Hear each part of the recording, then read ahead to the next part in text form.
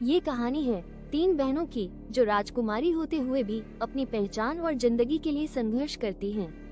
ये कहानी है साहस, संघर्ष और सच्चे प्रेम की। चलिए सुनते हैं जंगल की राजकुमारी की कहानी। चैनल पर अगर आप नए हैं तो चैनल को सब्सक्राइब कर लीजिए ताकि हमारी आने वाली वीडियो आपको मिलती रहे। एक समय की बात है, राजा वर्धमान के महल में खुशियां छाई हुई थी। उनकी तीन बेटियां रूपाली, चंपा और गंगा अपनी मां रानी सौम्या के साथ महल में सुखी थी। लेकिन एक दिन रानी सौम्या का अचानक देहांत हो गया। महल की चमक जैसे फीकी पड़ गई। बेटियों की दुनिया अंधेरी हो गई।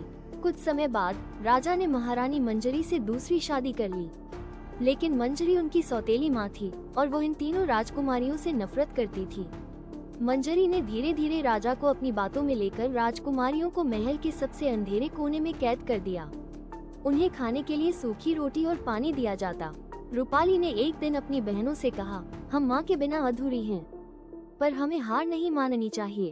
गंगा ने सहमते हुए कहा, लेकिन पिताजी कुछ क्यों नहीं कहते? राजा खुद मंजरी के जाल में फंस चुके थे। मंजरी का अत्याचार बढ़ता गया। वो राजा पर दबाव डालने लगी, इन तीनों को हमेशा के लिए यहाँ से हटा दो, ये मेरी आंखों में खटकती हैं। राजा ने मजबूर होकर अपनी बेटियों को जंगल में छोड़ने का फैसला किया। एक रात राजा ने चुपचाप अपनी बेटियों को गाड़ी में बैठाया और जंगल के किनारे पर ले गए। राजा ने उनसे कहा, मेरे बच्चों, ये तुम्हारी माँ मंजरी का निर्णय है। मैं तुम्हारी रक्षा नहीं कर सकता, लेकिन इस जंगल में रहकर अपनी नई जिंदगी शुरू करो। तीनों बेटियां रोते हुए अपने पिता को जाते हुए देखती रही। जंगल घना था और डरावना। तीनों बहनें एक दूसरे का हाथ पकड़े अंधेरे में आगे बढ़ने लगी। रूपाली ने कहा, डरो मत, माँ ने हमें मजबूत बनाया है, हम खुद को बचा लेंगे।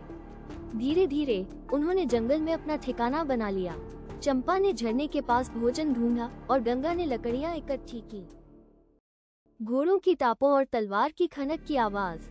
एक दिन जंगल में शिकार करने आए तीन राजकुमार वीर, अर्जुन और सुमित उन राजकुमारियों से टकराए। राजकुमारियां गुफा के पास छिपी हुई थीं। वीर ने पूछा, तुम कौन हो और यहाँ जंगल में क्या कर रही हो? रूपाली ने सच्चाई बताई। उसने बताया कि कैसे उनकी सौतेली माँ ने उन्हें जंगल में मरने के लिए छोड़ दिया। अर्जुन ने कहा, तुम्हारी बहादुरी काबिले तारीफ है, हमें तुम्हारी मदद करनी चाहिए। तीनों राजकुमारियों को महल ले जाने का फैसला हुआ। राजकुमार उन्हें वापस उनके पिता के महल में ले गए। राजा वर्धमान अपनी बेटियों को देखकर चौंक गए और भावुक हो गए। रूपाली ने सबके सामने मंजरी की सच्चाई उजागर की। मंजरी घबरा गई, उसकी साजिश का पर्दाफाश हो चुका था। राजा ने तुरंत उसे महल से निकालने का आदेश दिया।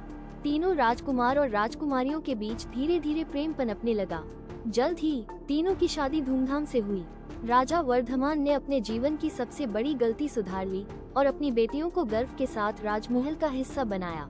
और इस तरह तीनों राजकुमारियां अपने जीवन में खुशियों का नया अध्याय लिखने में सफल रही और महल फिर से हंसी खुशी से गूंजने लगा।